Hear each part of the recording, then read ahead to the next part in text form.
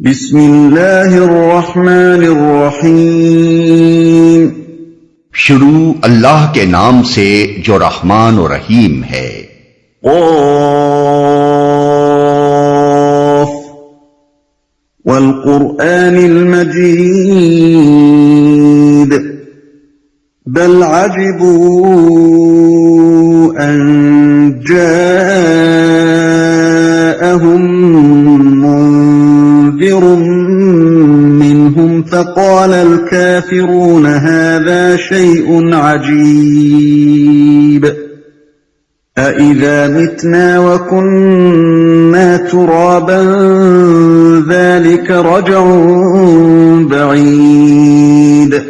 قاف، قسم ہے قرآن مجید کی، بلکہ ان لوگوں کو تعجب اس بات پر ہوا کہ ایک خبردار کرنے والا خود انہی میں سے ان کے پاس آ گیا۔ پھر منکرین کہنے لگے، یہ تو عجیب بات ہے، کیا جب ہم مر جائیں گے اور خاک ہو جائیں گے تو دوبارہ اٹھائے جائیں گے؟ یہ واپسی تو عقل سے بعید ہے۔ قرآن مجید۔ مجید کا لفظ عربی زبان میں دو معنوں کے لیے استعمال ہوتا ہے، ایک بلند مرتبہ، باعظمت، بزرگ اور صاحب عزت و شرف، دوسرے کریم، کثیر العطا، بہت نفع پہنچانے والا۔ قرآن کے لیے یہ لفظ ان دونوں معنوں میں استعمال فرمایا گیا ہے۔ قرآن اس لحاظ سے عظیم ہے کہ دنیا کی کوئی کتاب اس کے مقابلے میں نہیں لائی جا سکتی۔ اپنی زبان اور ادب کے لحاظ سے بھی وہ معجزہ ہے اور اپنی تعلیم اور حکمت کے لحاظ سے بھی معجزہ۔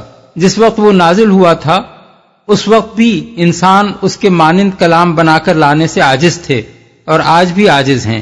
اس کی کوئی بات کبھی کسی زمانے میں غلط ثابت نہیں کی جا سکی ہے، نہ کی جا سکتی ہے۔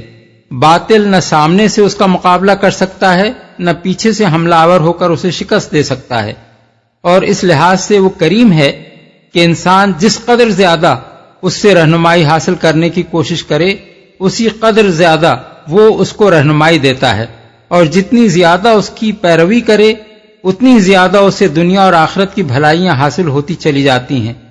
اس کے فوائد و منافع کی کوئی حد نہیں ہے، جہاں جا کر انسان اس سے بے نیاز ہو سکتا ہو یا جہاں پہنچ کر اس کی نفع بخشی ختم ہو جاتی ہو۔ ان کے پاس آ گیا۔ یہ فقرہ بلاغت کا بہترین نمونہ ہے، جس میں ایک بہت بڑے مضمون کو چند مختصر الفاظ میں سمو دیا گیا ہے۔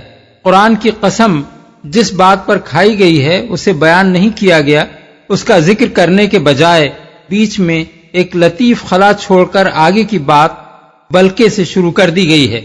آدمی ذرا غور کرے اور اس پس منظر کو بھی نگاہ میں رکھے جس میں یہ بات فرمائی گئی ہے تو اسے معلوم ہو جاتا ہے کہ قسم اور بلکہ کے درمیان جو خلا چھوڑ دیا گیا ہے اس کا مضمون کیا ہے۔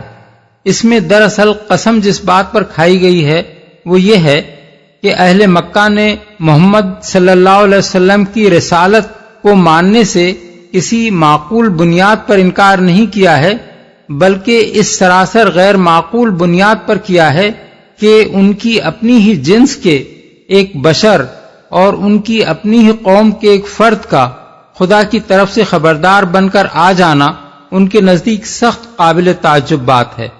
حالانکہ تعجب کے قابل بات اگر ہو سکتی تھی تو وہ یہ تھی کہ خدا اپنے بندوں کی بھلائی اور برائی سے بے پرواہ ہو کر انہیں خبردار کرنے کا کوئی انتظام نہ کرتا، یا انسانوں کو خبردار کرنے کے لیے کسی غیر انسان کو بھیجتا، یا عربوں کو خبردار کرنے کے لیے کسی چینی کو بھیج دیتا۔ اس لیے انکار کی یہ بنیاد تو قطعی نامعقول ہے، اور ایک صاحب عقل سلیم یقیناً یہ ماننے پر مجبور ہے کہ خدا کی طرف سے بندوں کو خبردار کرنے کا انتظام ضرور ہونا چاہیے، اور اسی شکل میں ہونا چاہیے کہ خبردار کرنے والا خود انہی لوگوں میں سے کوئی شخص ہو جن کے درمیان وہ بھیجا گیا ہو۔ اب رہ جاتا ہے یہ سوال کہ آیا محمد صلی اللہ علیہ وسلم ہی وہ شخص ہیں جنہیں خدا نے اس کام کے لیے بھیجا ہے؟ تو اس کا فیصلہ کرنے کے لیے کسی اور شہادت کی حاجت نہیں۔ یہ عظیم و کریم قرآن جسے وہ پیش کر رہے ہیں اس بات کا ثبوت دینے کے لیے بالکل کافی ہے۔ اس تشریح سے معلوم ہو جاتا ہے کہ اس آیت میں قرآن کی قسم اس بات پر کھائی گئی ہے کہ محمد صلی اللہ علیہ وسلم واقعی اللہ کے رسول ہیں اور ان کی رسالت پر کفار کا تعجب بیجا ہے اور قرآن کے مجید ہونے کو اس دعوے کے ثبوت میں پیش کیا گیا ہے۔ عقل سے بعید ہے۔ یہ ان لوگوں کا دوسرا تعجب تھا۔ پہلا اور اصل تعجب زندگی بعد موت پر نہ تھا، بلکہ اس پر تھا کہ انہی کی جنس اور قوم کے ایک فرد نے اٹھ کر دعویٰ کیا تھا کہ میں خدا کی طرف سے تمہیں خبردار کرنے کے لیے آیا ہوں۔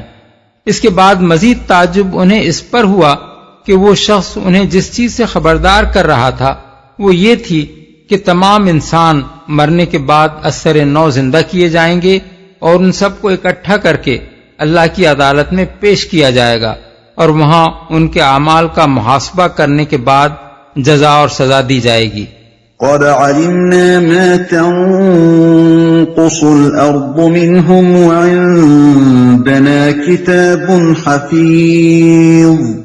حالانکہ زمین ان کے جسم میں سے جو کچھ کھاتی ہے وہ سب ہمارے علم میں ہے اور ہمارے پاس ایک کتاب ہے جس میں سب کچھ محفوظ ہے۔ یعنی یہ بات اگر ان لوگوں کی عقل میں نہیں سماتی تو یہ ان کی اپنی ہی عقل کی تنگی ہے۔ اس سے یہ تو لازم نہیں آتا کہ اللہ کا علم اور اس کی قدرت بھی تنگ ہو جائے۔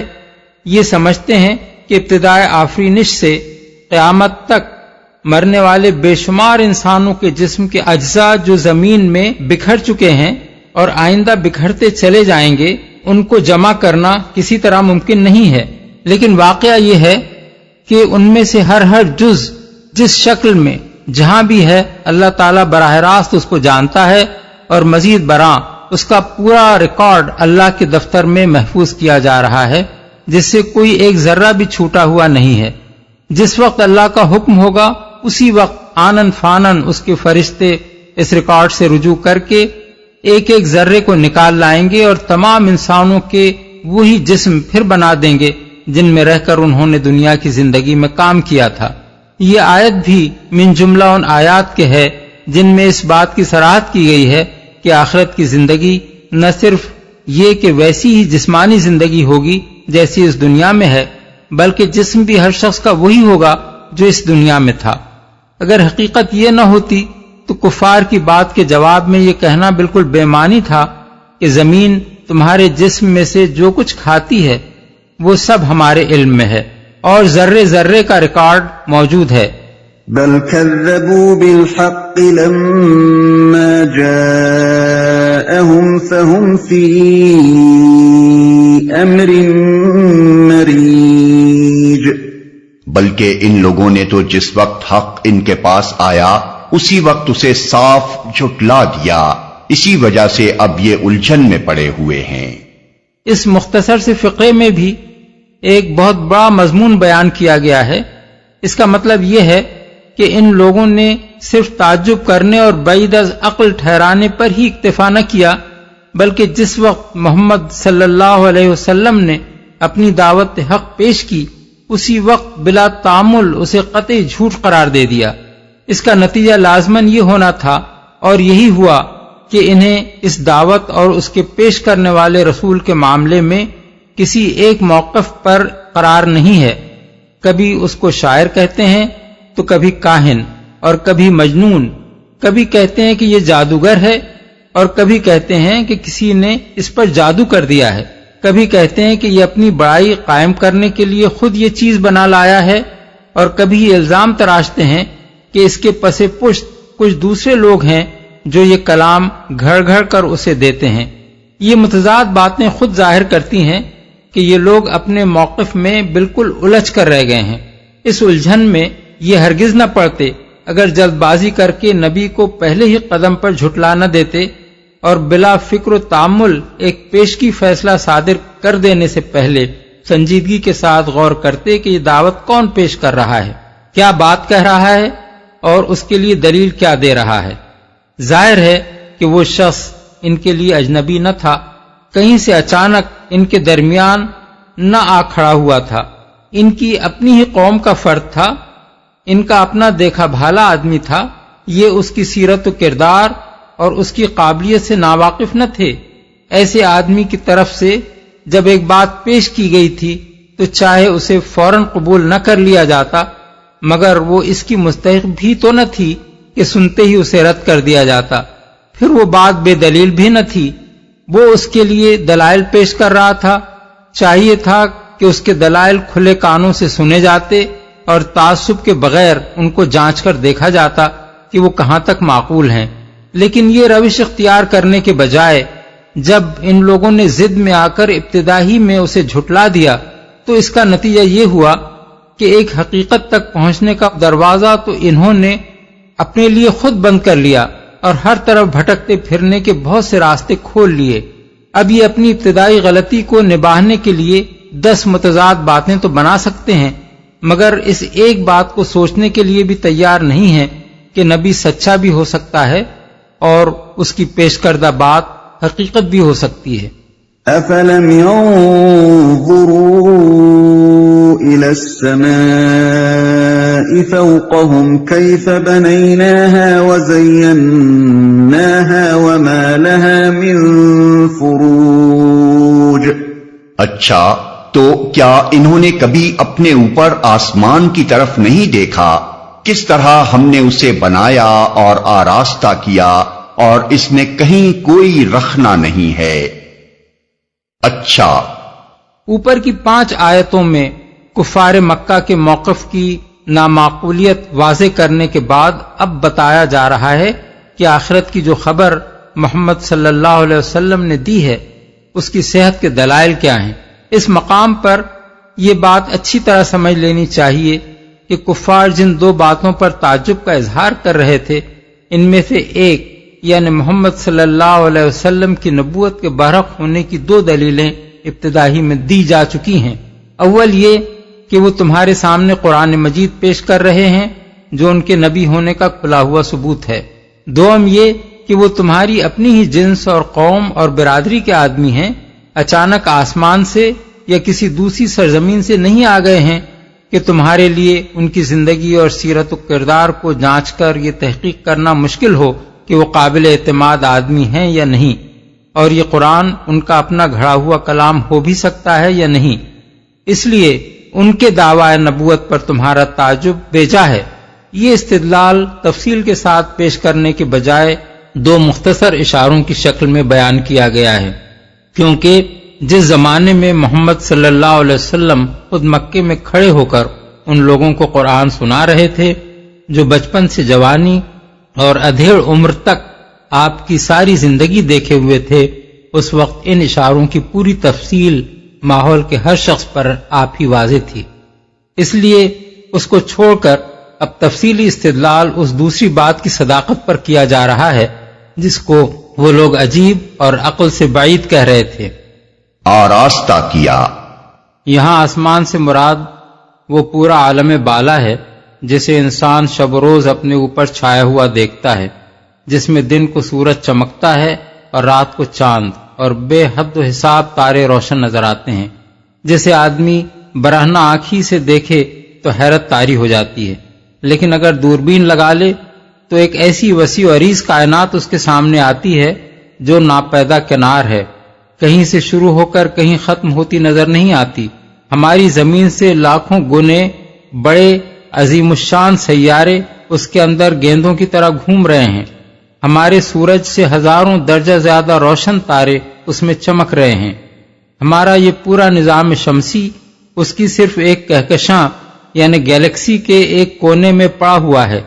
تنہا اسی ایک کہکشاں میں ہمارے سورج جیسے کم از کم 3 ارب دوسرے تارے یعنی ثوابت موجود ہیں، اور اب تک کا انسانی مشاہدہ ایسی 10 لاکھ کہکشانوں کا پتہ دے رہا ہے.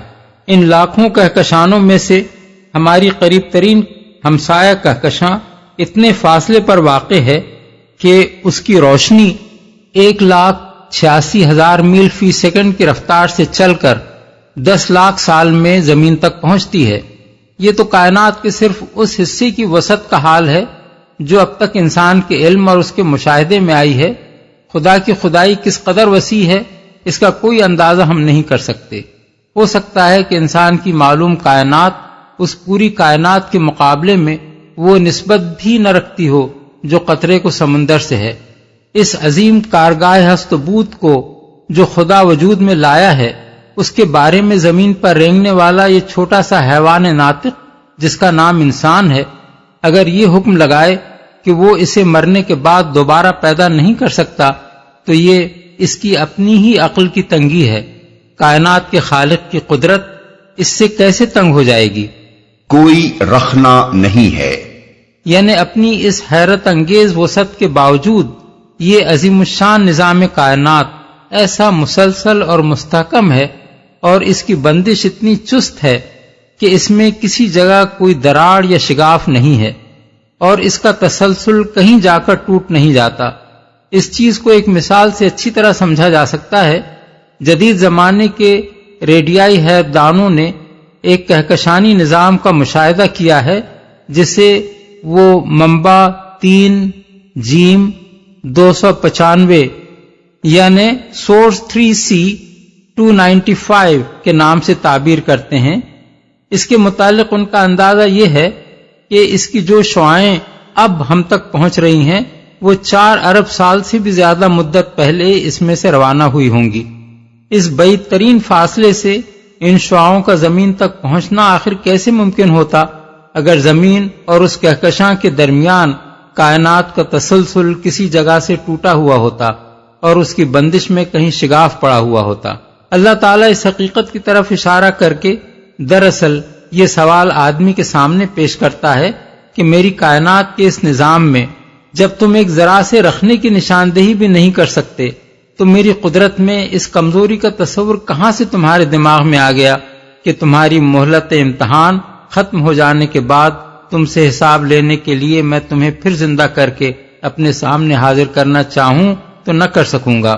یہ صرف امکان آخرت ہی کا ثبوت نہیں ہے بلکہ توحید کا ثبوت بھی ہے۔ 4 ارب سال نوری یعنی لائٹ ایئرز کی مسافت سے ان شعاعوں کا زمین تک پہنچنا اور یہاں انسان کے بنائے ہوئے آلات کی گرفت میں آنا صریحاً اس بات پر دلالت کرتا ہے کہ اس کہکشاں سے لے کر زمین تک کی پوری دنیا مسلسل ایک ہی مادے سے بنی ہوئی ہے، ایک ہی طرح کی قوتیں اس میں کارفرما ہیں اور کسی فرق و تفاوت کے بغیر وہ سب ایک ہی طرح کے قوانین پر کام کر رہی ہیں۔ اگر ایسا نہ ہوتا تو یہ شعاعیں نہ یہاں تک پہنچ سکتی تھیں اور نہ ان آلات کی گرفت میں آ سکتی تھیں جو انسان نے زمین اور اس کے ماحول میں کام کرنے والے قوانین کا فہم حاصل کر کے بنائے ہیں۔ اس سے ثابت ہوتا ہے کہ ایک ہی خدا اس پوری کائنات کا خالق و مالک اور حاکم و مدبر ہے۔ وَالْأَرْضَ مَدَدْنَاهَا وَأَلْقَيْنَا فِيهَا رَوَاسِيَ وَأَنبَتْنَا فِيهَا مِن كُلِّ زَوْجٍ بَهِيجٍ تَبْصِرَةً وَذِكْرَى لِكُلِّ عَبْدٍ مُنِيبٍ۔ اور زمین کو ہم نے بچھایا اور اس میں پہاڑ جمائے اور اس کے اندر ہر طرح کی خوش منظر نباتات اگا دیں۔ یہ ساری چیزیں آنکھیں کھولنے والی اور سبق دینے والی ہیں ہر اس بندے کے لیے جو حق کی طرف رجوع کرنے والا ہو۔ وَنَزَّلْنَا مِنَ السَّمَاءِ مَاءً مُبَارَكًا فَأَنبَتْنَا بِهِ جَنَّاتٍ وَحَبَّ الْحَصِيدِ وَالنَّخْلَ بَاسِقَاتٍ لَهَا طَلْعٌ نَضِيدٌ رِزْقًا لِلْعِبَادِ وَأَحْيَيْنَا بِهِ بَلْدَةً مَيْتًا كَذَلِكَ الْخُرُوجُ۔ اور آسمان سے ہم نے برکت والا پانی نازل کیا، پھر اس سے باغ اور فصل کے غلے اور بلند و بالا کھجور کے درخت پیدا کر دیے جن پر پھلوں سے لدے ہوئے خوشے تہ بتہ لگتے ہیں۔ یہ انتظام ہے بندوں کو رزق دینے کا۔ اس پانی سے ہم ایک مردہ زمین کو زندگی بخش دیتے ہیں، مرے ہوئے انسانوں کا زمین سے نکلنا بھی اسی طرح ہوگا۔ استدلال یہ ہے کہ جس خدا نے زمین کے اس کرے کو زندہ مخلوقات کی سکونت کے لیے موزوں مقام بنایا اور جس نے زمین کی بے جان مٹی کو آسمان کے بے جان پانی کے ساتھ ملا کر اتنی اعلیٰ درجے کی نباتی زندگی پیدا کر دی جسے تم اپنے باغوں اور کھیتوں کی شکل میں لہلہاتے دیکھ رہے ہو، اور جس نے اس نباتات کو انسان و حیوان سب کے لیے رزق کا ذریعہ بنا دیا، اس کے متعلق تمہارا یہ گمان کہ وہ تمہیں مرنے کے بعد دوبارہ پیدا کرنے پر قادر نہیں ہے، سراسر بے عقلی کا گمان ہے۔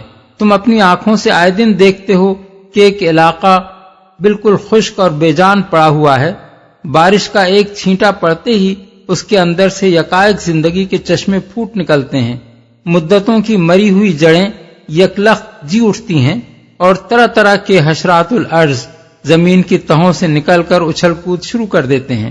یہ اس بات کا کھلا ہوا ثبوت ہے کہ موت کے بعد دوبارہ زندگی ناممکن نہیں ہے۔ اپنے اس سری مشاہدے کو جب تم نہیں جھٹلا سکتے تو اس بات کو کیسے جھٹلاتے ہو کہ جب خدا چاہے گا تم خود بھی اسی طرح زمین سے نکل آؤ گے جس طرح نباتات کی کونپلیں نکل آتی ہیں۔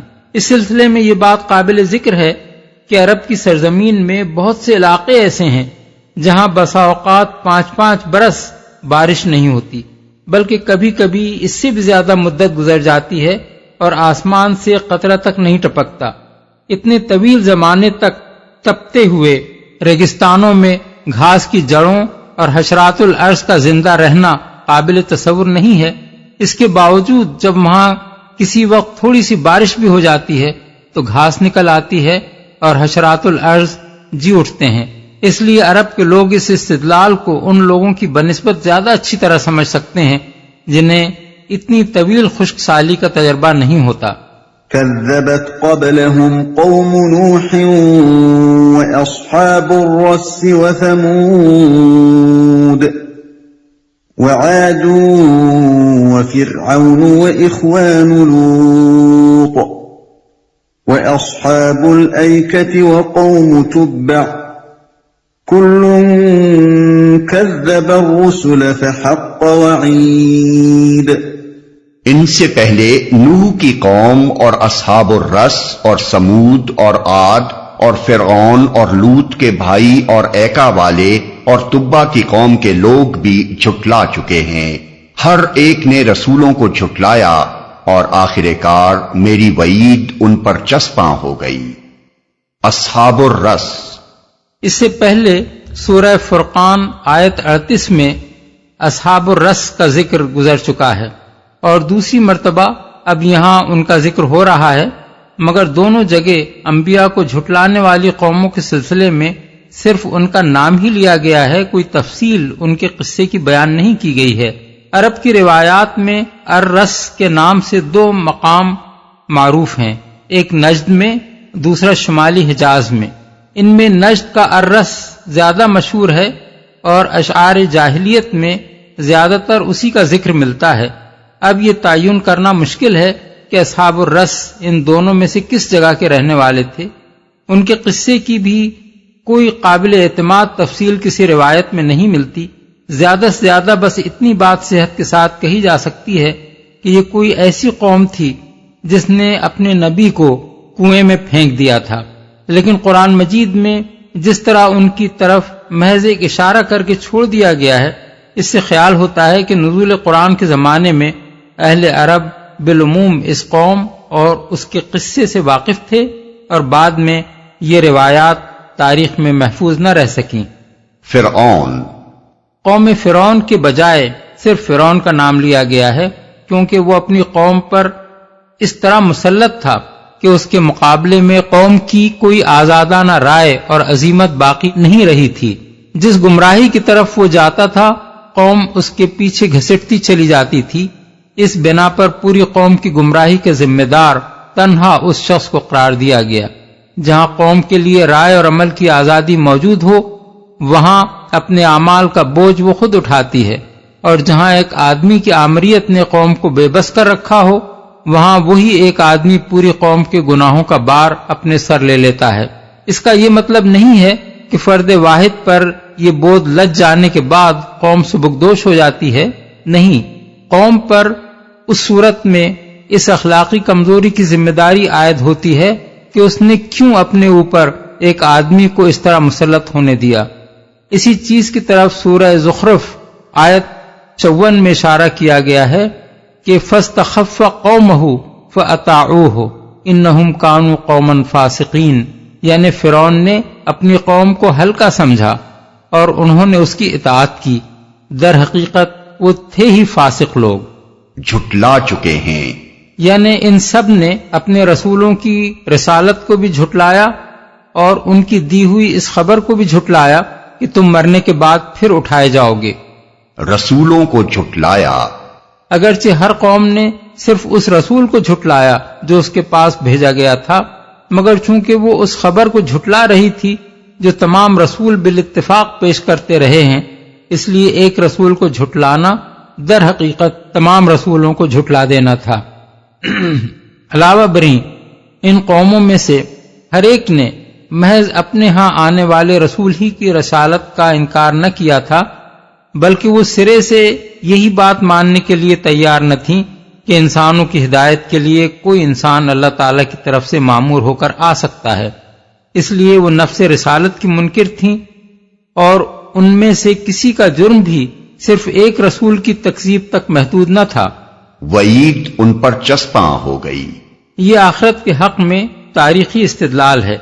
اس سے پہلے کی 6 آیتوں میں امکان آخرت کے دلائل دیے گئے تھے، اور اب ان آیات میں عرب اور اس کے گرد و پیش کی قوموں کے تاریخی انجام کو اس بات کی دلیل کے طور پر پیش کیا گیا ہے کہ آخرت کا جو عقیدہ تمام انبیاء علیہم السلام پیش کرتے رہے ہیں وہی حقیقت کے عین مطابق ہے، کیونکہ اس کا انکار جس قوم نے بھی کیا وہ شدید اخلاقی بگاڑ میں مبتلا ہو کر رہی، اور آخر کار خدا کے عذاب نے آ کر اس کے وجود سے دنیا کو پاک کیا۔ آخرت کے انکار اور اخلاق کے بگاڑ کا یہ لزوم جو تاریخ کے دوران میں مسلسل نظر آ رہا ہے، اس امر کا صریح ثبوت ہے کہ انسان فی الواقع اس دنیا میں غیر ذمہ دار اور غیر جواب دہ بنا کر نہیں چھوڑ دیا گیا ہے، بلکہ اسے لازماً اپنی مہلت عمل ختم ہونے کے بعد اپنے اعمال کا حساب دینا ہے۔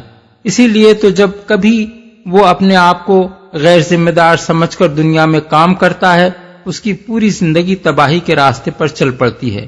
کسی کام سے اگر پے در پے غلط نتائج برآمد ہوتے چلے جائیں تو یہ اس بات کی کھلی علامت ہے کہ وہ کام حقیقت سے متصادم ہو رہا ہے۔ أفعينا بالخلق الأول بل هم في لبس من خلق جديد۔ کیا پہلی بار کی تخلیق سے ہم عاجز تھے؟ مگر ایک نئی تخلیق کی طرف سے یہ لوگ شک میں پڑے ہوئے ہیں۔ یہ آخرت کے حق میں عقلی استدلال ہے۔ جو شخص خدا کا منکر نہ ہو اور حماقت کی اس حد تک نہ پہنچ گیا ہو کہ اس منظم کائنات اور اس کے اندر انسان کی پیدائش کو محض ایک اتفاقی حادثہ قرار دینے لگے، اس کے لیے یہ مانے بغیر چارہ نہیں ہے کہ خدا ہی نے ہمیں اور اس پوری کائنات کو پیدا کیا ہے۔ اب یہ امر واقعہ کہ ہم اس دنیا میں زندہ موجود ہیں اور زمین و آسمان کا یہ سارا کارخانہ ہماری آنکھوں کے سامنے چل رہا ہے، آپ ہی اس بات کا صریح ثبوت ہے کہ خدا ہمیں اور اس کائنات کو پیدا کرنے سے عاجز نہ تھا۔ اس کے بعد اگر کوئی شخص یہ کہتا ہے کہ قیامت برپا کرنے کے بعد وہی خدا ایک دوسرا نظام عالم نہ بنا سکے گا اور موت کے بعد وہ ہمیں دوبارہ پیدا نہ کر سکے گا تو وہ محض خلاف عقل بات کہتا ہے۔ خدا عاجز ہوتا تو پہلے ہی پیدا نہ کر سکتا۔ جب وہ پہلے پیدا کر چکا ہے اور اسی تخلیق کی بدولت ہم خود وجود میں آئے بیٹھے ہیں تو یہ فرض کر لینے کے لیے آخر کیا معقول بنیاد ہو سکتی ہے کہ اپنی ہی بنائی ہوئی چیز کو توڑ کر پھر بنا دینے سے وہ عاجز ہو جائے گا۔ وَلَقَدْ خَلَقْنَا الْإِنسَانَ وَنَعْلَمُ مَا تُوَسْوِسُ بِهِ نَفْسُهُ وَنَحْنُ أَقْرَبُ إِلَيْهِ مِنْ حَبْلِ الْوَرِيدِ۔ ہم نے انسان کو پیدا کیا ہے اور اس کے دل میں ابھرنے والے وسوسوں تک کو ہم جانتے ہیں، ہم اس کی رگے گردن سے بھی زیادہ اس سے قریب ہیں۔ ہم نے آخرت کے دلائل بیان کرنے کے بعد اب یہ فرمایا جا رہا ہے کہ تم چاہے اس آخرت کو مانو یا اس کا انکار کرو، بہرحال اس کو آنا ہے، اور یہ ایک ایسا امر واقعہ ہے جو تمہارے انکار کے باوجود پیش آ کر رہے گا۔ انبیاء کی پیش کی تنبیہ کو مان کر اس وقت کے لیے پہلے سے تیاری کر لو گے تو اپنا بھلا کرو گے، نہ مانو گے تو خود ہی اپنی شامت بلاؤ گے۔ تمہارے نہ ماننے سے آخرت آتے آتے رک نہیں جائے گی اور خدا کا قانون عدل معطل نہ ہو جائے گا۔ رگے گردن سے بھی زیادہ اس سے قریب ہیں۔ یعنی ہماری قدرت اور ہمارے علم نے انسان کو اندر اور باہر سے اس طرح گھیر رکھا ہے کہ اس کی رگے گردن بھی اس سے اتنی قریب نہیں ہے جتنا ہمارا علم اور ہماری قدرت اس سے قریب ہے۔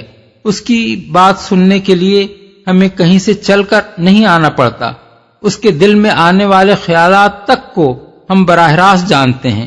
اسی طرح اگر اسے پکڑنا ہوگا تو ہم کہیں سے آ کر اس کو نہیں پکڑیں گے، وہ جہاں بھی ہے ہر وقت ہماری گرفت میں ہے، جب چاہیں گے اسے دھر لیں گے۔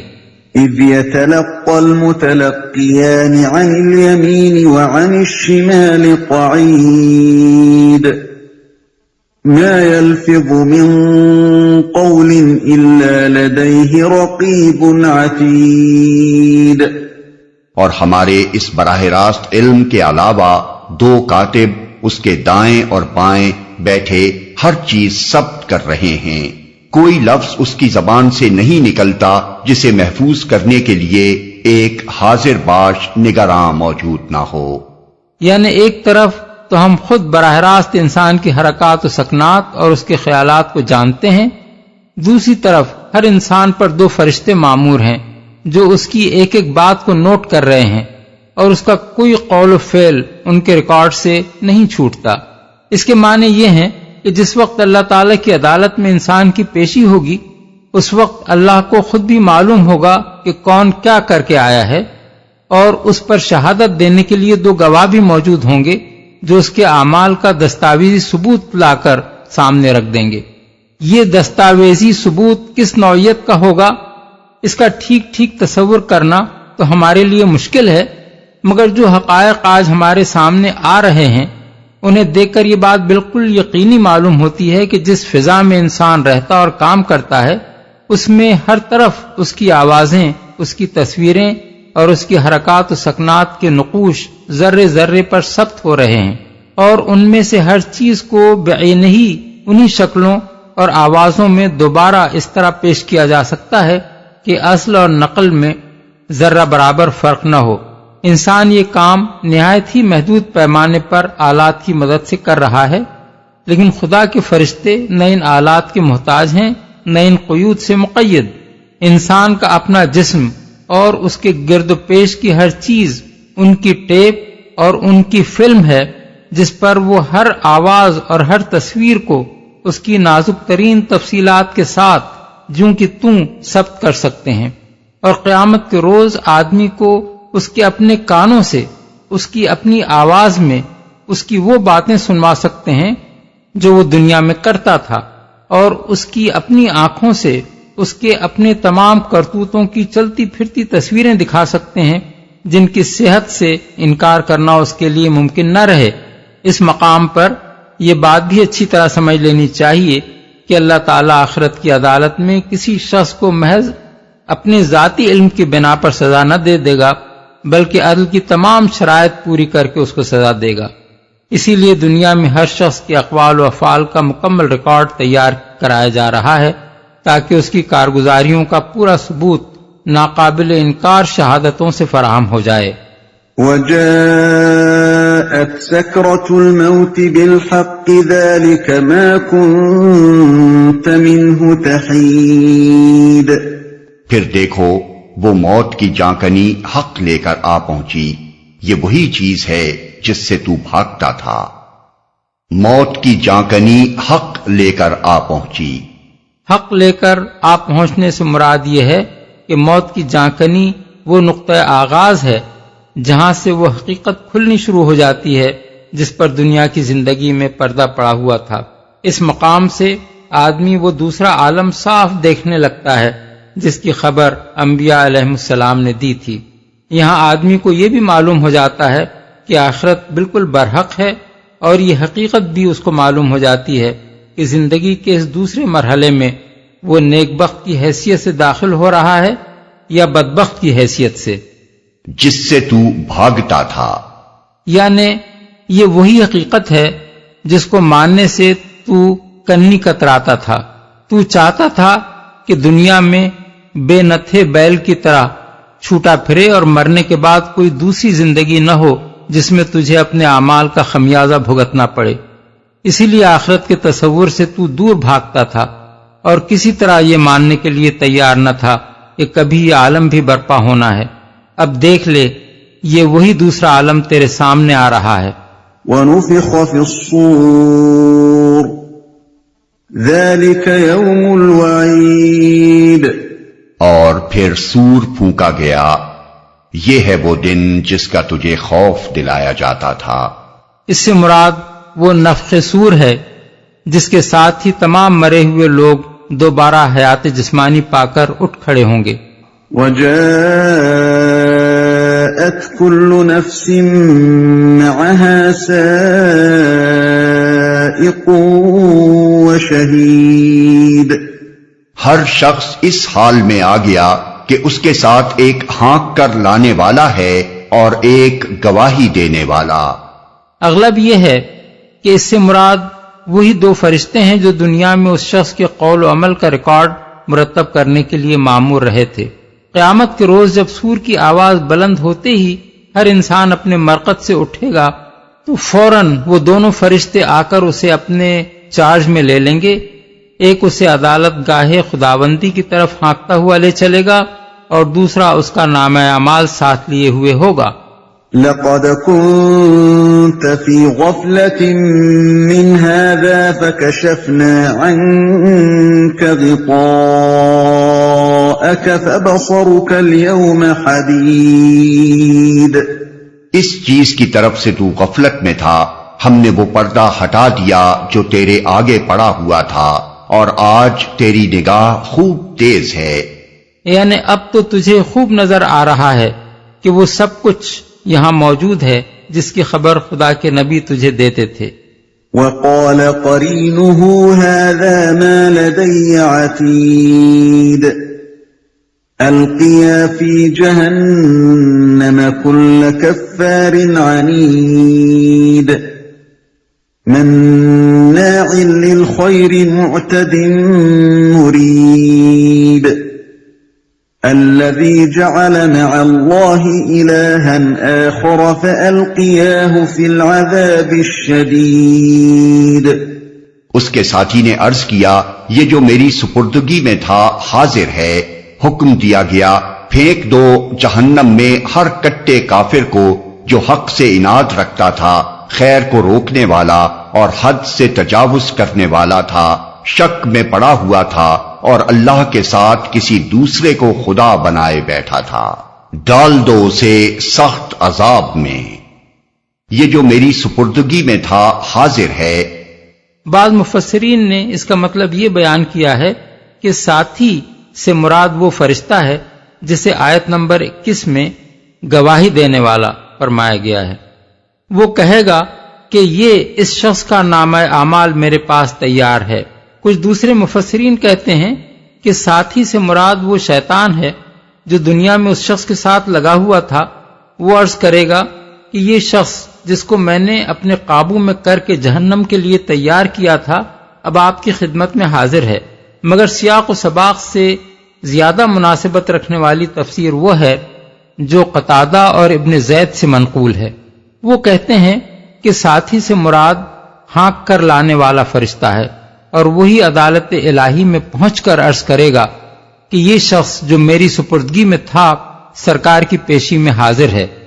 پھینک دو جہنم میں، اصل الفاظ ہیں القیا فی جہنم، پھینک دو جہنم میں تم دونوں۔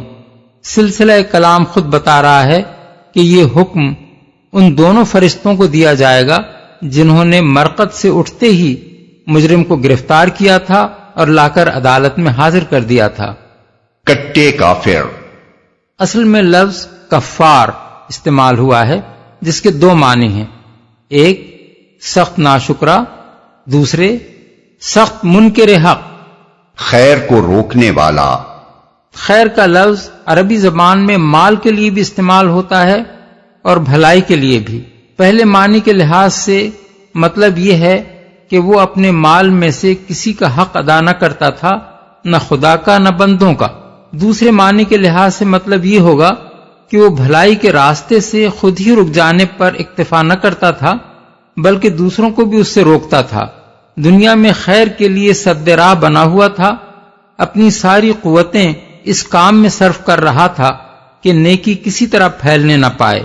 تجاوز کرنے والا تھا، یعنی اپنے ہر کام میں اخلاق کی حدیں توڑ دینے والا تھا، اپنے مفاد اور اپنی اغراض اور خواہشات کی خاطر سب کچھ کر گزرنے کے لیے تیار تھا، حرام طریقوں سے مال سمیٹتا اور حرام راستوں میں صرف کرتا تھا، لوگوں کے حقوق پر دست درازیاں کرتا تھا، نہ اس کی زبان کسی حد کی پابند تھی، نہ اس کے ہاتھ کسی ظلم اور زیادتی سے رکتے تھے، بھلائی کے راستے میں صرف رکاوٹیں ڈالنے ہی پر بس نہ کرتا تھا بلکہ اس سے آگے بڑھ کر بھلائی اختیار کرنے والوں کو ستاتا تھا اور بھلائی کے لیے کام کرنے والوں پر ستم ڈھاتا تھا۔ شک میں پڑا ہوا تھا، اصل میں لفظ مریب استعمال ہوا ہے جس کے دو معنی ہیں، ایک شک کرنے والا، دوسرے شک میں ڈالنے والا، اور دونوں ہی معنی یہاں مراد ہیں۔ مطلب یہ ہے کہ وہ خود شک میں پڑا ہوا تھا اور دوسروں کے دلوں میں شکوک ڈالتا تھا۔ اس کے نزدیک اللہ اور آخرت اور ملائکہ اور رسالت اور وحی غرض دین کی سب صداقتیں مشکوک تھیں، حق کی جو بات بھی انبیاء کی طرف سے پیش کی جاتی تھی اس کے خیال میں وہ قابل یقین نہ تھی، اور یہی بیماری وہ اللہ کے دوسرے بندوں کو لگاتا پھرتا تھا۔ جس شخص سے بھی اس کو سابقہ پیش آتا اس کے دل میں وہ کوئی نہ کوئی شک اور کوئی نہ کوئی وسوسہ ڈال دیتا۔ ڈال دو اسے سخت عذاب میں۔ ان آیات میں اللہ تعالیٰ نے وہ صفات گن کر بتا دی ہیں جو انسان کو جہنم کا مستحق بنانے والی ہیں۔ نمبر 1 انکار حق، 2 خدا کی ناشکری، 3 حق اور اہل حق سے عناد، 4 بھلائی کے راستے میں سد راہ بننا، 5 اپنے مال سے خدا اور بندوں کے حقوق ادا نہ کرنا، 6 اپنے معاملات میں حدود سے تجاوز کرنا، 7 لوگوں پر ظلم اور زیادتیاں کرنا، 8 دین کی صداقتوں پر شک کرنا، 9 دوسروں کے دلوں میں شکوک ڈالنا، اور 10 اللہ کے ساتھ کسی دوسرے کو خدائی میں شریک ٹھہرانا۔ قال قرينه ربنا ما أطويته ولكن كان في ضلال بعيد۔ اس کے ساتھی نے عرض کیا، خداوندا میں نے اس کو سرکش نہیں بنایا بلکہ یہ خود ہی پرلے درجے کی گمراہی میں پڑا ہوا تھا۔ یہاں فہوا کلام خود بتا رہا ہے کہ ساتھی سے مراد وہ شیطان ہے جو دنیا میں اس شخص کے ساتھ لگا ہوا تھا، اور یہ بات بھی انداز بیان ہی سے مترشح ہوتی ہے کہ وہ شخص اور اس کا شیطان دونوں خدا کی عدالت میں ایک دوسرے سے جھگڑ رہے ہیں۔ وہ کہتا ہے کہ حضور یہ ظالم میرے پیچھے پڑا ہوا تھا اور اسی نے آخر کار مجھے گمراہ کر کے چھوڑا، اس لیے سزا اس کو ملنی چاہیے۔ اور شیطان جواب میں کہتا ہے کہ سرکار میرا اس پر کوئی زور تو نہیں تھا، یہ سرکش نہ بننا چاہتا ہو اور میں نے زبردستی اس کو سرکش بنا دیا ہو، یہ کمبخت تو خود نیکی سے نفور اور بدی پر فریفتہ تھا، اسی لیے انبیاء کی کوئی بات اسے پسند نہ آئی اور میری ترغیبات پر یہ پھسلتا چلا گیا۔ قال لا تختصموا لدي وقد قدمت إليكم بالوعيد ما يبدل القول لدي وما أنا بظلام للعبيد۔ جواب میں ارشاد ہوا، میرے حضور جھگڑا نہ کرو، میں تم کو پہلے ہی انجام بد سے خبردار کر چکا تھا، میرے ہاں بات پلٹی نہیں جاتی اور میں اپنے بندوں پر ظلم توڑنے والا نہیں ہوں، خبردار کر چکا تھا۔ یعنی تم دونوں ہی کو میں نے متنبع کر دیا تھا کہ تم میں سے جو بہکائے گا وہ کیا سزا پائے گا اور جو بہکے گا اسے کیا خمیازہ بھگتنا پڑے گا۔ میری اس تنبیہ کے باوجود جب تم دونوں اپنے اپنے حصے کا جرم کرنے سے باز نہ آئے تو اب جھگڑا کرنے سے حاصل کیا ہے؟ بہکنے والے کو بہکنے کی اور بہکانے والے کو بہکانے کی سزا تو اب لازماً ملنی ہی ہے۔ بات پلٹی نہیں جاتی۔ یعنی فیصلے بدلنے کا دستور میرے ہاں نہیں ہے۔ تم کو جہنم میں پھینک دینے کا جو حکم میں دے چکا ہوں وہ اب واپس نہیں لیا جا سکتا، اور نہ اس قانون ہی کو بدلا جا سکتا ہے جس کا اعلان میں نے دنیا میں کر دیا تھا کہ گمراہ کرنے اور گمراہ ہونے کی کیا سزا آخرت میں دی جائے گی۔ ظلم توڑنے والا نہیں ہوں۔ اصل میں لفظ ظلام استعمال ہوا ہے جس کے معنی بہت بڑے ظالم کے ہیں۔ اس کا یہ مطلب نہیں ہے کہ میں اپنے بندوں کے حق میں ظالم تو ہوں مگر بہت بڑا ظالم نہیں ہوں، بلکہ اس کا مطلب یہ ہے کہ اگر میں خالق اور رب ہو کر اپنی ہی پروردہ مخلوق پر ظلم کروں تو بہت بڑا ظالم ہوں گا۔ اس لیے میں سرے سے کوئی ظلم بھی اپنے بندوں پر نہیں کرتا۔ یہ سزا جو میں تم کو دے رہا ہوں یہ ٹھیک ٹھیک وہی سزا ہے جس کا مستحق تم نے اپنے آپ کو خود بنایا ہے۔ تمہارے استحقاق سے رتی بھر بھی زیادہ سزا تمہیں نہیں دی جا رہی ہے۔ میری عدالت بے لاگ انصاف کی عدالت ہے، یہاں کوئی شخص کوئی ایسی سزا نہیں پا سکتا جس کا وہ فی الحقیقت مستحق نہ ہو اور جس کے لیے اس کا استحقاق بالکل یقینی شہادتوں سے ثابت نہ کر دیا گیا ہو۔ يوم نقول لجهنم هل امتلأت وتقول هل من مزید۔ وہ دن جبکہ ہم جہنم سے پوچھیں گے کیا تو بھر گئی، اور وہ کہے گی کیا اور کچھ ہے۔ اس کے دو مطلب ہو سکتے ہیں، ایک یہ کہ میرے اندر اب مزید آدمیوں کی گنجائش نہیں ہے، دوسرے یہ کہ اور جتنے مجرم بھی ہیں انہیں لے آئیے۔ پہلا مطلب لیا جائے تو اس ارشاد سے تصور یہ سامنے آتا ہے کہ مجرموں کو جہنم میں اس طرح ٹھونس ٹھونس کر بھر دیا گیا ہے کہ اس میں ایک سوئی کی بھی گنجائش نہیں رہی، حتیٰ کہ جب اس سے پوچھا گیا کہ کیا تو بھر گئی تو وہ گھبرا کر چیخ اٹھی کہ کیا ابھی اور آدمی بھی آنے باقی ہیں۔ دوسرا مطلب لیا جائے تو یہ تصور ذہن میں پیدا ہوتا ہے کہ جہنم کا غیظ اس وقت مجرموں پر کچھ اس بری طرح بھڑکا ہوا ہے کہ وہ حل میں مزید کا مطالبہ کیے جاتی ہے اور چاہتی ہے کہ آج کوئی مجرم اس سے چھوٹنے نہ پائے۔ یہاں یہ سوال پیدا ہوتا ہے کہ جہنم سے اللہ تعالیٰ کے اس خطاب اور اس کے جواب کی نوعیت کیا ہے؟ کیا یہ محض مجازی کلام ہے یا فی الواقع جہنم کوئی ذی روح اور ناطق چیز ہے جسے مخاطب کیا جا سکتا ہو اور وہ بات کا جواب دے سکتی ہو؟ اس معاملے میں در حقیقت کوئی بات قطعیت کے ساتھ نہیں کہی جا سکتی۔ ہو سکتا ہے کہ یہ مجازی کلام ہو اور محض صورتحال کا نقشہ کھینچنے کے لیے جہنم کی کیفیت کو سوال و جواب کی شکل میں بیان کیا گیا ہو۔ جیسے کوئی شخص یوں کہے کہ میں نے موٹر سے پوچھا تو چلتی کیوں نہیں؟ اس نے جواب دیا میرے اندر پیٹرول نہیں ہے۔ لیکن یہ بات بھی بالکل ممکن ہے کہ یہ کلام مبنی بر حقیقت ہو، اس لیے کہ دنیا کی جو چیزیں ہمارے لیے جامد و صامت ہیں ان کے متعلق ہمارا یہ گمان کرنا درست نہیں ہو سکتا کہ وہ ضرور اللہ تعالیٰ کے لیے بھی ویسی جامد و صامت ہوں گی۔ خالق اپنی ہر مخلوق سے کلام کر سکتا ہے اور اس کی ہر مخلوق اس کے کلام کا جواب دے سکتی ہے، خواہ ہمارے لیے اس کی زبان کتنی ہی ناقابل فہم ہو۔ وَأُزْلِفَتِ الْجَنَّةُ لِلْمُتَّقِينَ غَيْرَ بَعِيدٍ۔ اور جنت متقین کے قریب لے آئی جائے گی، کچھ بھی دور نہ ہوگی۔ یعنی جو ہی کسی شخص کے متعلق اللہ تعالیٰ کی عدالت سے یہ فیصلہ ہوگا کہ وہ متقی اور جنت کا مستحق ہے، فی الفور وہ جنت کو اپنے سامنے موجود پائے گا۔ وہاں تک پہنچنے کے لیے اسے کوئی مسافت طے نہیں کرنی پڑے گی کہ پاؤں سے چل کر یا کسی سواری میں بیٹھ کر سفر کرتا ہوا وہاں جائے اور فیصلے کے وقت اور دخول جنت کے درمیان کوئی وقفہ ہو، بلکہ ادھر فیصلہ ہوا اور ادھر متقی جنت میں داخل ہو گیا۔ گویا وہ جنت میں پہنچایا نہیں گیا ہے بلکہ خود جنت ہی اٹھا کر اس کے پاس لے آئی گئی ہے۔ اس سے کچھ اندازہ کیا جا سکتا ہے کہ عالم آخرت میں زمان و مکان کے تصورات ہماری اس دنیا کے تصورات سے کس قدر مختلف ہوں گے۔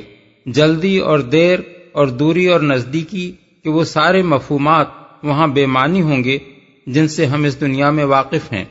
هذا ما توعدون لكل أواب حفيظ من خشي الرحمن بالغيب وجاء بقلب منيب۔ ادخلوها بسلام ذلك يوم الخلود۔ ارشاد ہوگا یہ ہے وہ چیز جس کا تم سے وعدہ کیا جاتا تھا ہر اس شخص کے لیے جو بہت رجوع کرنے والا اور بڑی نگہداشت کرنے والا تھا، جو بے دیکھے رحمان سے ڈرتا تھا اور جو دل گرویدہ لیے ہوئے آیا ہے، داخل ہو جاؤ جنت میں سلامتی کے ساتھ، وہ دن حیات ابدی کا دن ہوگا، بہت رجوع کرنے والا۔ اصل میں لفظ اواب استعمال ہوا ہے جس کا مفہوم بہت وسیع ہے۔ اس سے مراد ایسا شخص ہے جس نے نافرمانی اور خواہشات نفس کی پیروی کا راستہ چھوڑ کر طاعت اور اللہ کی رضا جوئی کا راستہ اختیار کر لیا ہو، جو ہر اس چیز کو چھوڑ دے جو اللہ کو ناپسند ہے اور ہر اس چیز کو اختیار کرے جو اللہ کو پسند ہے، جو راہ بندگی سے ذرا قدم ہٹتے ہی گھبرا اٹھے اور توبہ کر کے بندگی کی راہ پر پلٹ آئے، جو کثرت سے اللہ کو یاد کرنے والا اور اپنے تمام معاملات میں اس کی طرف رجوع کرنے والا ہو۔ نگہداشت کرنے والا تھا۔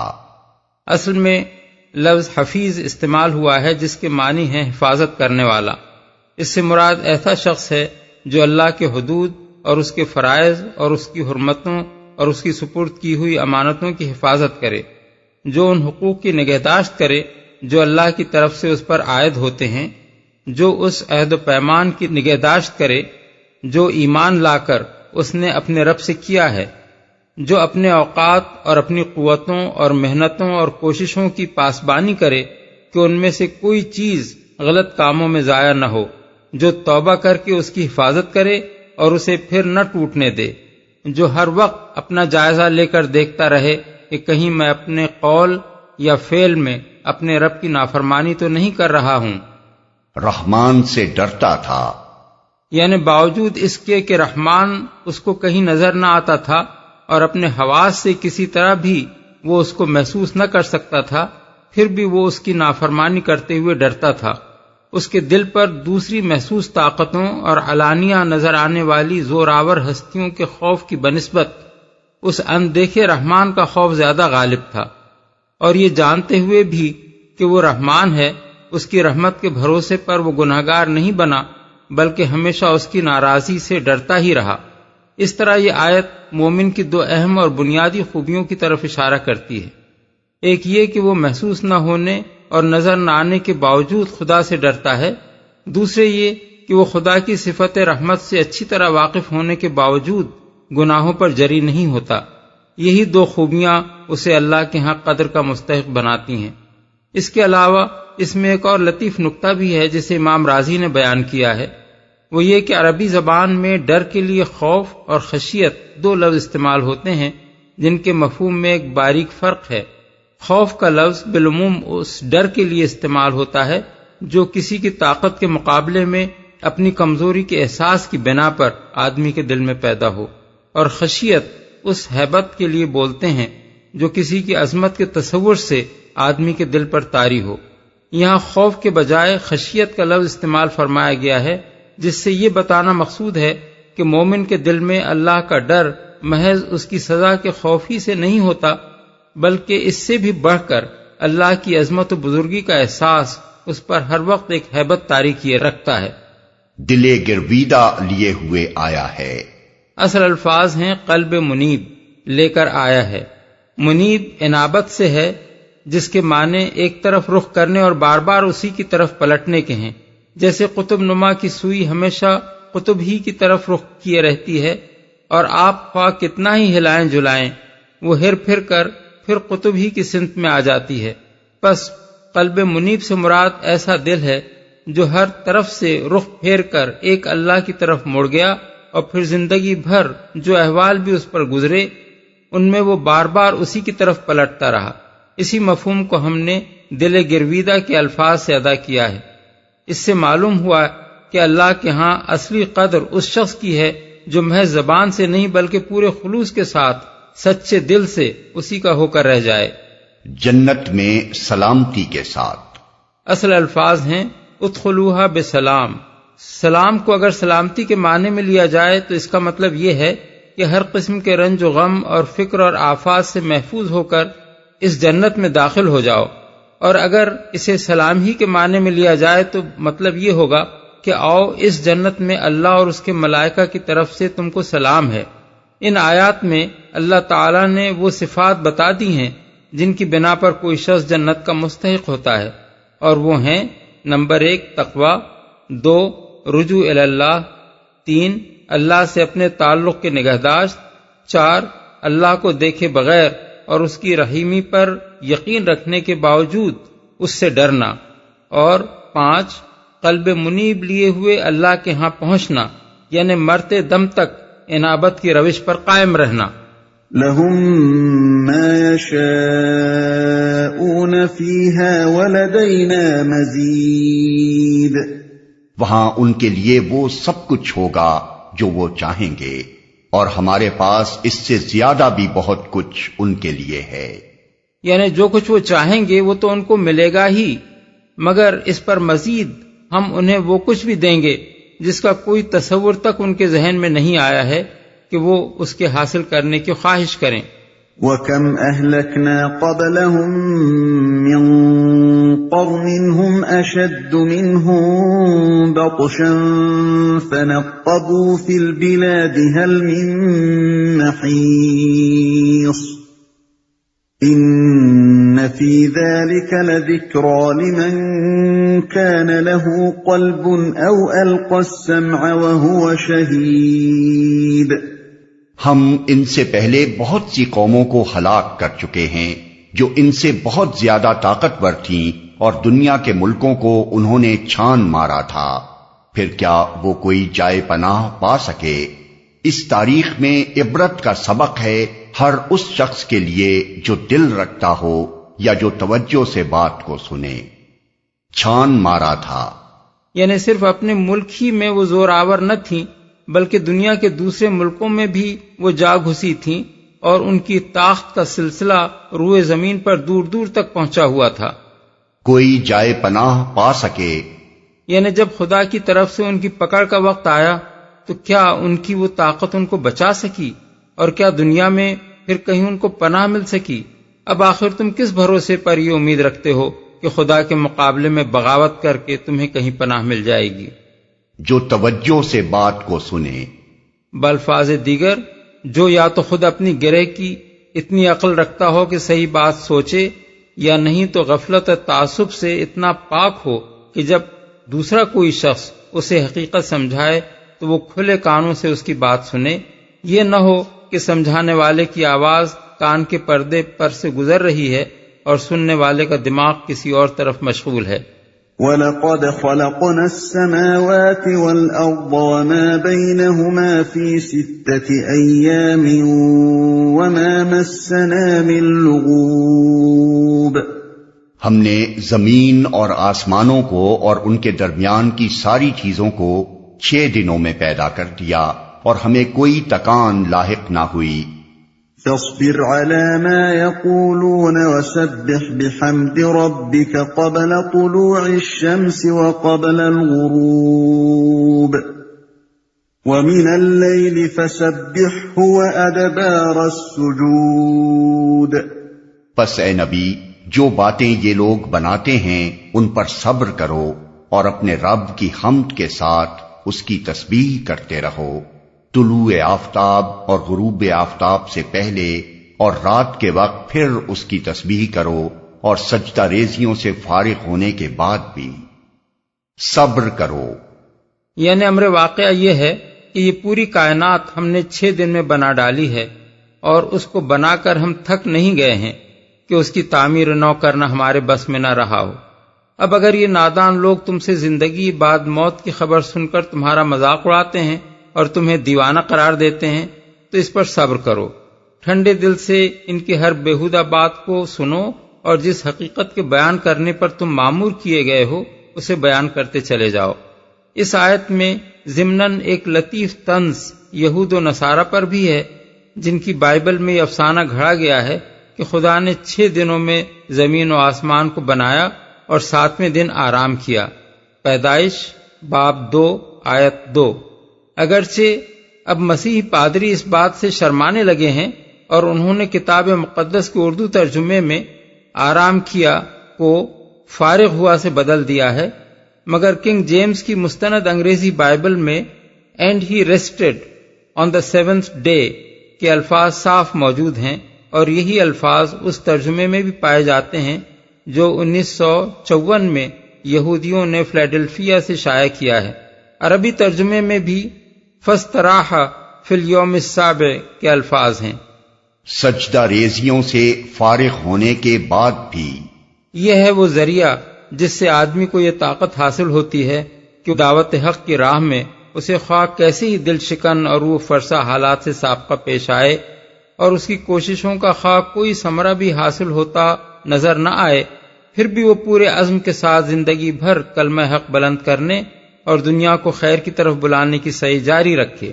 رب کی حمد اور اس کی تسبیح سے مراد یہاں نماز ہے، اور جس مقام پر بھی قرآن میں حمد و تسبیح کو خاص اوقات کے ساتھ مخصوص کیا گیا ہے وہاں اس سے مراد نماز ہی ہوتی ہے۔ طلوع آفتاب سے پہلے فجر کی نماز ہے، غروب آفتاب سے پہلے 2 نمازیں ہیں، ایک ظہر دوسری عصر، رات کے وقت مغرب اور عشاء کی نمازیں ہیں، اور تیسری تہجد بھی رات کی تسبیح میں شامل ہے۔ رہی وہ تسبیح جو سجود سے فارغ ہونے کے بعد کرنے کی ہدایت فرمائی گئی ہے تو اس سے مراد ذکر بعد الصلاۃ بھی ہو سکتا ہے، اور فرض کے بعد نفل ادا کرنا بھی۔ حضرت عمر، حضرت علی، حضرت حسن بن علی، حضرات ابو ہریرہ، ابن عباس، شعبی، مجاہد، اکرمہ، حسن بصری، قتادہ، ابراہیم نخعی اور اوزاعی اس سے مراد نماز مغرب کے بعد کی 2 رکعتیں لیتے ہیں۔ حضرت عبداللہ بن عمرو بن العاص اور ایک روایت کے مطابق حضرت عبداللہ بن عباس کا بھی یہ خیال ہے کہ اس سے مراد ذکر بعد الصلاۃ ہے، اور ابن زید کہتے ہیں کہ اس ارشاد کا مقصود یہ ہے کہ فرائض کے بعد بھی نوافل ادا کیے جائیں۔ صحیحین میں حضرت ابو ہریرہ کی روایت ہے کہ ایک مرتبہ غریب مہاجرین نے حاضر ہو کر عرض کیا، یا رسول اللہ، مالدار لوگ تو بڑے درجے لوٹ لے گئے۔ حضور نے فرمایا، کیا ہوا؟ انہوں نے عرض کیا، وہ بھی نمازیں پڑھتے ہیں جیسے ہم پڑھتے ہیں، اور روزے رکھتے ہیں جیسے ہم رکھتے ہیں، مگر وہ صدقہ کرتے ہیں اور ہم نہیں کر سکتے، وہ غلام آزاد کرتے ہیں اور ہم نہیں کر سکتے۔ رسول اللہ صلی اللہ علیہ وسلم نے فرمایا، کیا میں تمہیں ایسی چیز بتاؤں جسے اگر تم کرو تو تم دوسرے لوگوں سے بازی لے جاؤ گے، بجز ان کے جو وہی عمل کریں جو تم کرو گے؟ وہ عمل یہ ہے کہ تم ہر نماز کے بعد 33 مرتبہ سبحان اللہ، الحمدللہ اور اللہ اکبر کہا کرو۔ کچھ مدت کے بعد ان لوگوں نے عرض کیا کہ ہمارے مالدار بھائیوں نے بھی یہ بات سن لی ہے اور وہ بھی یہی عمل کرنے لگے ہیں۔ اس پر آپ نے فرمایا، ذالک فضل اللہ یؤتیہ من یشاء۔ ایک روایت میں ان کلمات کی تعداد 33 کے بجائے 10 بھی منقول ہوئی ہے۔ حضرت زید بن ثابت کی روایت ہے کہ رسول اللہ صلی اللہ علیہ وسلم نے ہم کو ہدایت فرمائی تھی کہ ہم ہر نماز کے بعد 33 مرتبہ سبحان اللہ اور الحمدللہ کہا کریں اور 34 مرتبہ اللہ اکبر کہیں۔ بعد میں ایک انصاری نے عرض کیا، میں نے خواب میں دیکھا ہے کہ کوئی کہتا ہے اگر تم 25 مرتبہ یہ 3 کلمے کہو اور پھر 25 مرتبہ لا الہ الا اللہ کہو تو یہ زیادہ بہتر ہوگا۔ حضور نے فرمایا، اچھا اسی طرح کیا کرو۔ احمد، نسائی، دارمی۔ حضرت ابو سعید خدری کہتے ہیں کہ رسول اللہ صلی اللہ علیہ وسلم نماز سے فارغ ہو کر جب پلٹتے تھے تو میں نے آپ کو یہ الفاظ کہتے سنا ہے، سبحان ربک رب العزت عما یصفون والسلام علی المرسلین والحمد للہ رب العالمین۔ احکام القرآن للجساس۔ اس کے علاوہ بھی ذکر بعد الصلاۃ کی متعدد صورتیں رسول اللہ صلی اللہ علیہ وسلم سے منقول ہوئی ہیں۔ جو حضرات قرآن مجید کی اس ہدایت پر عمل کرنا چاہیں وہ مشکات باب الذکر بعد الصلاۃ میں سے کوئی ذکر جو ان کے دل کو سب سے زیادہ لگے چھانٹ کر یاد کر لیں اور اس کا التزام کریں۔ رسول اللہ صلی اللہ علیہ وسلم کے اپنے بتائے ہوئے ذکر سے بہتر اور کون سا ذکر ہو سکتا ہے، مگر یہ خیال رکھیں کہ ذکر سے اصل مقصود چند مخصوص الفاظ کو زبان سے گزار دینا نہیں ہے بلکہ ان معانی کو ذہن میں تازہ اور مستحکم کرنا ہے جو ان الفاظ میں بیان کیے گئے ہیں۔ اس لیے جو ذکر بھی کیا جائے اس کے معنی اچھی طرح سمجھ لینے چاہیے اور پھر معنی کے استحضار کے ساتھ ذکر کرنا چاہیے۔ وَاسْتَمِعْ يَوْمَ يُنَادِ الْمُنَادِ مِن مَّكَانٍ قَرِيبٍ يَوْمَ يَسْمَعُونَ الصَّيْحَةَ بِالْحَقِّ ذَلِكَ يَوْمُ الْخُرُوجِ۔ اور سنو جس دن منادی کرنے والا ہر شخص کے قریب ہی سے پکارے گا، جس دن سب لوگ آوازۂ حشر کو ٹھیک ٹھیک سن رہے ہوں گے، وہ زمین سے مردوں کے نکلنے کا دن ہوگا، قریب ہی سے پکارے گا۔ یعنی جو شخص جہاں مرا پڑا ہوگا یا جہاں بھی دنیا میں اس کی موت واقع ہوئی تھی، وہیں خدا کے منادی کی آواز اس کو پہنچے گی کہ اٹھو اور چلو اپنے رب کی طرف اپنا حساب دینے کے لیے۔ یہ آواز کچھ اس طرح کی ہوگی کہ روئے زمین کے چپے چپے پر جو شخص بھی زندہ ہو کر اٹھے گا وہ محسوس کرے گا کہ پکارنے والے نے کہیں قریب ہی سے اس کو پکارا ہے۔ ایک ہی وقت میں پورے کرۂ ارض پر ہر جگہ یہ آواز یکساں سنائی دے گی۔ اس سے بھی کچھ اندازہ ہو سکتا ہے کہ عالم آخرت میں زمان و مکان کے اعتبارات ہماری موجودہ دنیا کی بنسبت کس قدر بدلے ہوئے ہوں گے اور کیسی قوتیں کس طرح کے قوانین کے مطابق وہاں کار فرما ہوں گی۔ ٹھیک ٹھیک سن رہے ہوں گے۔ اصل الفاظ ہیں یسمعون الصیحۃ بالحق۔ اس کے دو معنی ہو سکتے ہیں، ایک یہ کہ سب لوگ امر حق کی پکار کو سن رہے ہوں گے، دوسرے یہ کہ آواز حشر کو ٹھیک ٹھیک سن رہے ہوں گے۔ پہلے معنی کے لحاظ سے مطلب یہ ہے کہ لوگ اسی امر حق کی پکار کو اپنے کانوں سے سن رہے ہوں گے جس کو دنیا میں وہ ماننے کے لیے تیار نہ تھے، جس سے انکار کرنے پر انہیں اصرار تھا اور جس کی خبر دینے والے پیغمبروں کا وہ مذاق اڑایا کرتے تھے۔ دوسرے معنی کے لحاظ سے مطلب یہ ہے کہ وہ یقینی طور پر یہ آواز حشر سنیں گے، انہیں خود معلوم ہو جائے گا کہ یہ کوئی وہم نہیں ہے بلکہ واقعی یہ آواز حشر ہی ہے۔ کوئی شبہ انہیں اس امر میں نہ رہے گا کہ جس حشر کی انہیں خبر دی گئی تھی وہ آ گیا ہے اور یہ اسی کی پکار بلند ہو رہی ہے۔ إِنَّا نَحْنُ نُحْيِي وَنُمِيتُ وَإِلَيْنَا الْمَصِيرُ يَوْمَ تَشَقَّقُ الْأَرْضُ عَنْهُمْ سِرَاعًا ذَلِكَ حَشْرٌ عَلَيْنَا يَسِيرٌ۔ ہم ہی زندگی بخشتے ہیں اور ہم ہی موت دیتے ہیں اور ہماری ہی طرف اس دن سب کو پلٹنا ہے جب زمین پھٹے گی اور لوگ اس کے اندر سے نکل کر تیز تیز بھاگے جا رہے ہوں گے۔ یہ حشر ہمارے لیے بہت آسان ہے۔ یہ جواب ہے کفار کی اس بات کا جو آیت نمبر 3 میں نقل کی گئی ہے۔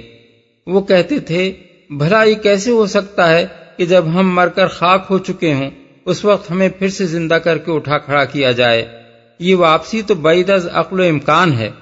ان کی اسی بات کے جواب میں فرمایا گیا ہے کہ یہ حشر یعنی سب اگلے پچھلے انسانوں کو بیک وقت زندہ کر کے جمع کر لینا ہمارے لیے بالکل آسان ہے۔ ہمارے لیے یہ معلوم کرنا کچھ مشکل نہیں ہے کہ کس شخص کی خاک کہاں پڑی ہے۔ ہمیں یہ جاننے میں بھی کوئی دقت نہیں پیش آئے گی کہ ان بکھرے ہوئے ذرات میں سے زید کے ذرات کون سے ہیں اور بکر کے ذرات کون سے۔ ان سب کو الگ الگ سمیٹ کر ایک ایک آدمی کا جسم پھر سے بنا دینا اور اس جسم میں اسی شخصیت کو اثر نو پیدا کر دینا جو پہلے اس میں رہ چکی تھی ہمارے لیے کوئی بڑا محنت طلب کام نہیں ہے، بلکہ ہمارے ایک اشارے سے یہ سب کچھ آنن فانن ہو سکتا ہے۔ وہ تمام انسان جو آدم کے وقت سے قیامت تک دنیا میں پیدا ہوئے ہیں ہمارے ایک حکم پر بڑی آسانی سے جمع ہو سکتے ہیں۔ تمہارا چھوٹا سا دماغ اسے بعید سمجھتا ہو تو سمجھا کرے، خالق کائنات کی قدرت سے یہ بعید نہیں ہے۔ نحن اعلم بما يقولون وما انت عليهم بجبار فذكر بالقرآن من يخاف وعيد۔ اے نبی، جو باتیں یہ لوگ بنا رہے ہیں انہیں ہم خوب جانتے ہیں اور تمہارا کام ان سے جبراً بات منوانا نہیں ہے، بس تم اس قرآن کے ذریعے سے ہر اس شخص کو نصیحت کر دو جو میری تنبیہ سے ڈرے، ہم خوب جانتے ہیں۔ اس فقرے میں رسول اللہ صلی اللہ علیہ وسلم کے لیے تسلی بھی ہے اور کفار کے لیے دھمکی بھی۔ حضور کو مخاطب کر کے فرمایا جا رہا ہے کہ تم پر جو باتیں یہ لوگ بنا رہے ہیں ان کی قطعاً پرواہ نہ کرو، ہم سب کچھ سن رہے ہیں اور ان سے نمٹنا ہمارا کام ہے۔ کفار کو متنبہ کیا جا رہا ہے کہ ہمارے نبی پر جو فقرے تم کس رہے ہو وہ تمہیں بہت مہنگے پڑیں گے، ہم خود ایک ایک بات سن رہے ہیں اور اس کا خمیازہ تمہیں بھگتنا پڑے گا۔